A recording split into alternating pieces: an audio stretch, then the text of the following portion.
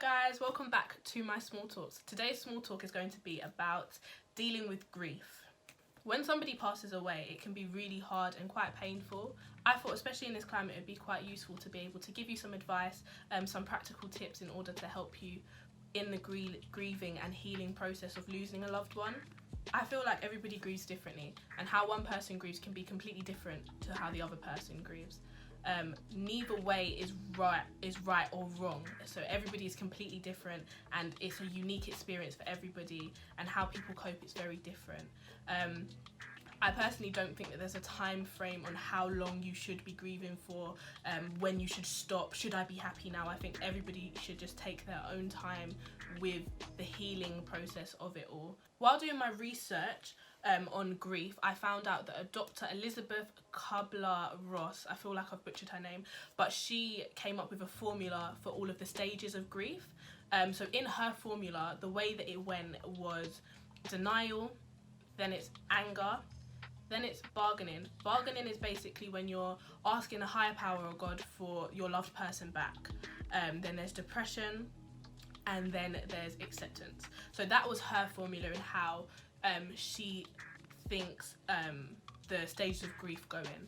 So in my life, I've only lost one person that held a really great importance to me, which was my godmum. She passed away from stage 4 renal failure, which is failure of the kidneys.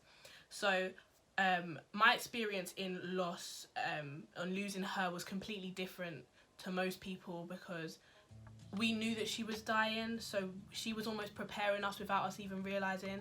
But when she did pass away, she didn't pass away in this country. She was like, she loved to travel, she loved to go away, and even like her legs was even she was paralysed, like she couldn't walk, so she was in a wheelchair, but she'd go everywhere. Like I've been to Florida with her, or where was it? India with her.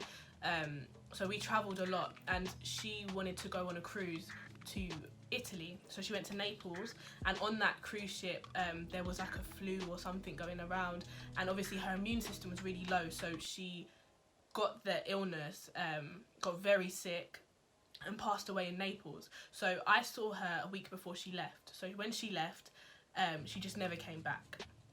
So with the stages of grief that I experienced was denial. I had heavy denial, because for me, she went on holiday and she just didn't come back. So for me, she's still travelling. Like, I didn't think she'd gone. She was still doing the most in a different country, enjoying herself. And then when I didn't really believe it until it came to the wake. I don't know, it's the wake where you see the body. So when I saw her, she didn't look like herself. It was only her hands that really looked similar. So for me, it was still that heavy denial. But when I saw her hands, I kind of knew, like, it started to sink in. And then I got angry. I actually did experience anger, just because of the fact that I didn't get to see her as she passed. Like I wasn't there with her, so I was annoyed. Like I was just, I don't know how to explain it. Like it was anger, I guess. I didn't really do bargaining too much, just because I think, because I'm a Christian, I know that she wasn't in pain anymore. I knew that she was in a better place.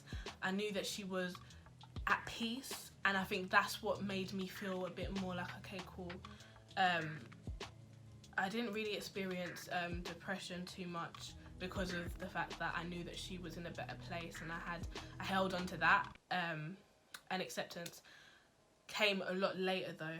I really only got to that stage when I kind of flipped my sadness into gratitude. So I was quite sad. I missed her. There were certain things that I'd want to talk to her about and I couldn't. And that would always make me quite tearful. Like any little things, it could kind of trigger me and I'd feel really emotional. And then I remember sitting down one day and just being like, the fact that I got to experience her, the fact that I got to have her in my life, the fact that I have all of these great memories that I can think about and laugh is beautiful. And I flipped that feeling of sadness into being grateful and being happy that I got to experience her in my life. And that really, really helped me in the acceptance stage, especially because I wasn't with her when she passed. Like, there was so much that I was just upset about, but I could then look at it and be like, oh, wow, I could have not had that experience with her at all. There could have been so many memories and things that I could have never experienced, and I got to, and that's such a blessing. So that is how I got to the acceptance stage. So things that you can do that I think will help the healing process of losing a loved one is, don't ignore the fact that they've passed away. Allow yourself to grieve. Allow yourself to be sad, so that you can at least get all of those emotions like out of you. When you box things away, eventually it erupts and it will explode into something bigger than what it could have been if you just let the feeling happen. Understand that you're going to feel a lot of emotions. You can feel happy, then sad, then tearful, then angry, and just know that there's so many different things that can trigger you, and it can be unexpected as well. So just understand that that is normal, and that's also very natural for you to get triggered by different things that you wouldn't have expected it to trigger you. This one I'd say is really important. Understand that the grieving process is a completely unique experience.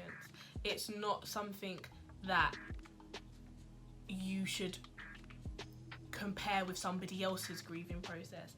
For one person, they can be really sad for a very long time, and some people will feel sad for a week and then just be like, do you know what, I need to be happy. Don't feel like you need to be sad because somebody's just passed away straight away. You should feel whatever you feel, and I don't think that you should worry about what anybody else thinks, because it's completely unique, and how you cope is completely different to how anybody else will cope. And I think this one could help, because it did really help me. Also flipping that sadness into gratitude, being thankful for the fact that they was here, that you got to experience them, that you got to make these memories.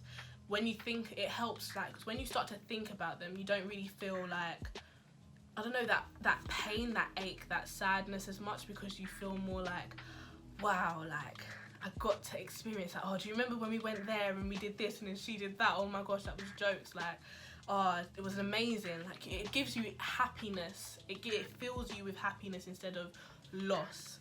So yeah, I just want to say that if someone close to you has passed away, that it is quite a hard process, and it is quite painful, but I just pray that God coats your heart in peace and healing, and he comforts you.